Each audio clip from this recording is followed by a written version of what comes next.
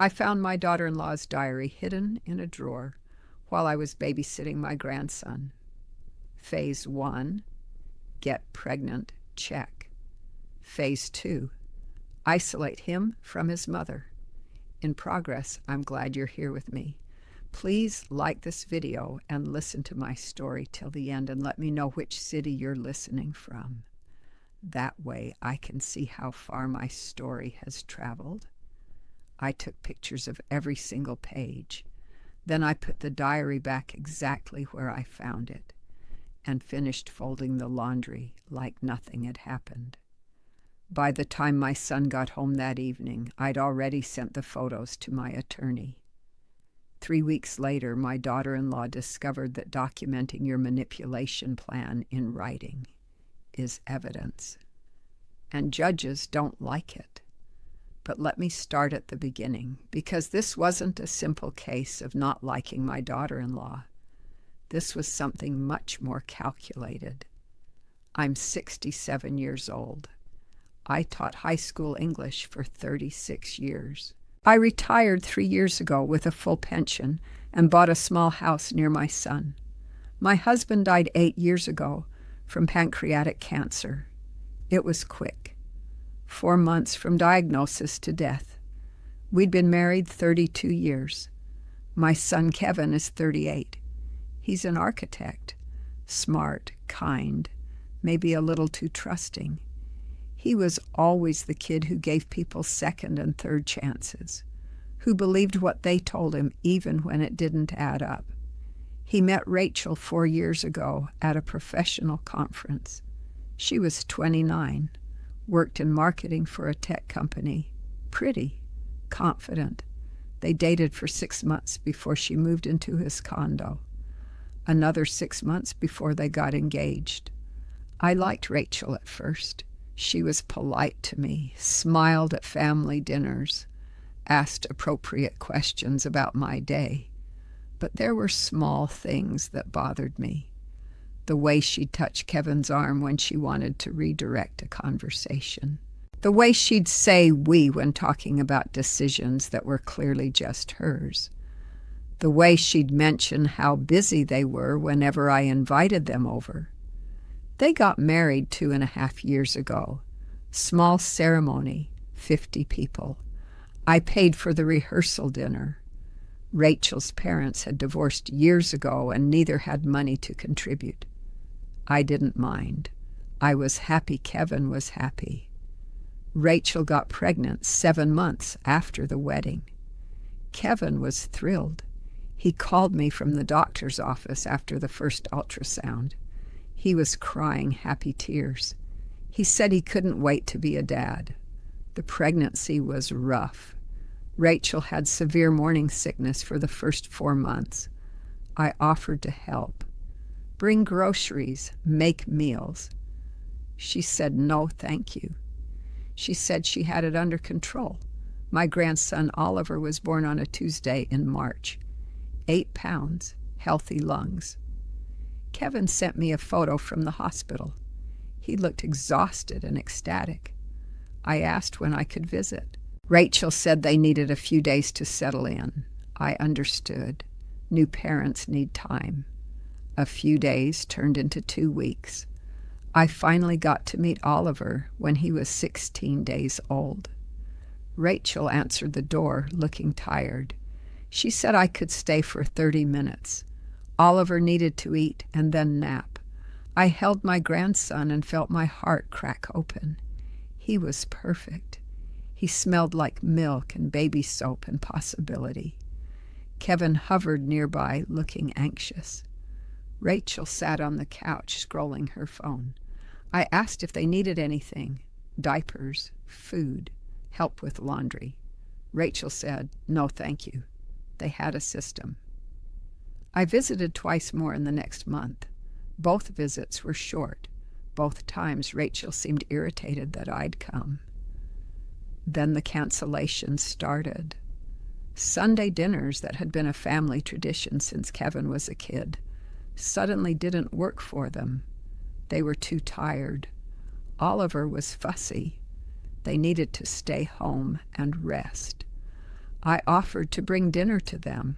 Rachel said that wouldn't work either. They were trying to establish a routine. I started getting text messages from Kevin instead of phone calls. Short messages. Checking in. Love you, Mom. Talk soon. But we didn't talk. 3 months after Oliver was born, I called Kevin and said I needed to see him in person without Rachel. He said that was hard. They were a family unit now. Rachel didn't like him going places without her. I said it's coffee with your mother, not a trip to Vegas. He laughed uncomfortably. He said he'd try. We met at a cafe near his office on a Wednesday afternoon. He looked thin, tired. He said Oliver was sleeping better but still waking up twice a night. Rachel was exhausted. He was exhausted. Work was busy. I said I missed him. He said he missed me too. I said I never see you anymore. I've only seen Oliver 3 times, and he's 3 months old. Kevin looked at his coffee. He said it wasn't intentional. They were just adjusting to being parents. It was harder than he'd expected. I asked if Rachel was doing okay. Postpartum depression was real. If she needed help, I could help. He said she was fine, just protective. She wanted to do things her way. I said that's normal, but shutting out family isn't healthy. He said she wasn't shutting anyone out. She just had strong opinions about parenting. I asked what he thought about those opinions. He looked at me. He said honestly, sometimes he didn't know. Rachel had read every parenting book. She had plans for everything, feeding schedules, sleep training, developmental milestones. He just went along with it because she seemed so sure. I said, you're his father. You get a say too. He nodded. He said he knew. He'd try to do better about visiting. That was 6 months ago. I've seen Oliver twice since then. Once for 45 minutes when Rachel had a doctor's appointment, and Kevin needed emergency child care. Once at a restaurant for Kevin's birthday when Rachel couldn't cancel the reservation without losing the deposit. 2 weeks ago, Rachel texted me. She needed a babysitter Saturday afternoon. Her mother was supposed to watch Oliver but had the flu. Could I do it? I said yes immediately. Saturday afternoon, I went to their house. Rachel answered the door holding a diaper bag and car keys. She ran through Oliver's schedule: bottle at 2, nap at 3, awake by 4:30. She'd be back by 5. Kevin was at a work thing. It would be just me and Oliver. I said that was fine. Rachel left. I fed Oliver his bottle. We played on the floor with soft blocks. He smiled at me. He had Kevin's eyes. After I put him down for his nap, I started tidying up. There were dishes in the sink, laundry and baskets. I'm a grandmother. I can't help myself. I was putting away Kevin's clean T-shirts in his dresser when I noticed Rachel's nightstand drawer was slightly open. I pushed it closed. It didn't catch. Something was blocking it. I opened the drawer to adjust whatever was stuck. It was a journal, dark blue, hardcover. I almost closed the drawer and walked away, but something made me pick it up. I opened to the first page, Rachel's handwriting, dated 2 weeks after she met Kevin. Project K, Phase 1. Build trust. Make him think I'm different from his exes. Listen to his stories. Ask about his mother. Seem impressed by their relationship. I felt cold. I flipped forward. More entries. Detailed notes about conversations with Kevin. Things he'd told her about his childhood, his fears, his weaknesses. Then an entry dated 5 months into their relationship. Phase 2, move in. Need to establish myself as the primary person in his life. Start small. Cooking his favorite meals. Managing his calendar. make him dependent on my organization. I kept reading. An entry 3 months later. Engagement ring shopping tomorrow. Mom's jewelry won't work. I need something impressive. Found a way to mention I've always dreamed of a princess cut at least 2 carats. He's taking notes. This is easier than I thought. My hands were shaking. More entries after the wedding. Notes about their sex life with clinical precision. When she stopped her birth control without telling him. Ovulation tracking. Pregnancy test results. Then the entry that made me take pictures. Phase 1 complete. Pregnant. Kevin is ecstatic. He has no idea this was strategic. Now phase 2 begins. Isolate him from his mother. She's the only person who might see through me. Need to make distance seem natural. Baby provides the perfect excuse. The next entries were a roadmap, specific tactics. Cancel Sunday dinners citing baby tiredness. Keep visits short and tense so I wouldn't want to come back. Emphasize that they need space as a new family. Make Kevin feel guilty for wanting to see me. There were notes about conversations where Kevin had pushed back. Rachel's responses written out like scripts. How to make him think he was being unreasonable.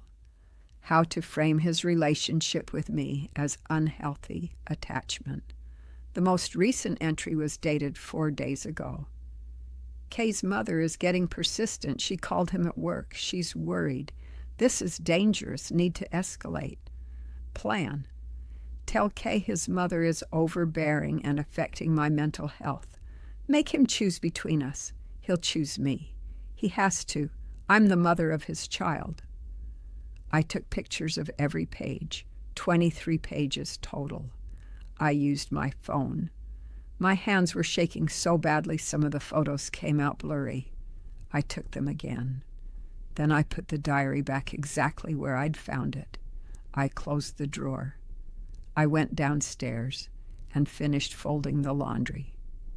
Oliver woke up at 4:30 right on schedule. I changed his diaper. I held him and sang him songs my mother used to sing to Kevin. Rachel came home at 5:03. She took Oliver from my arms without thanking me. She said Kevin would be home soon. I could leave. I left. I sat in my car in their driveway for 15 minutes. Then I drove to my attorney's office. His name is Paul Saunders. He'd handled my husband's estate. He was semi-retired, but still took calls from old clients. I showed him the pictures, all 23 pages. Paul read them carefully. Then he looked at me and said, "This is one of the most disturbing things I've seen in 40 years of practice." He said what Rachel had documented was premeditated isolation and manipulation. It showed intent to destroy the relationship between Kevin and me. It showed she'd gotten pregnant deliberately without Kevin's knowledge. It showed she was planning to force Kevin to cut off contact with me. He said this could be evidence in a custody case if Kevin divorced her. It could be evidence of coercive control. It could be relevant if Kevin tried to establish paternity rights.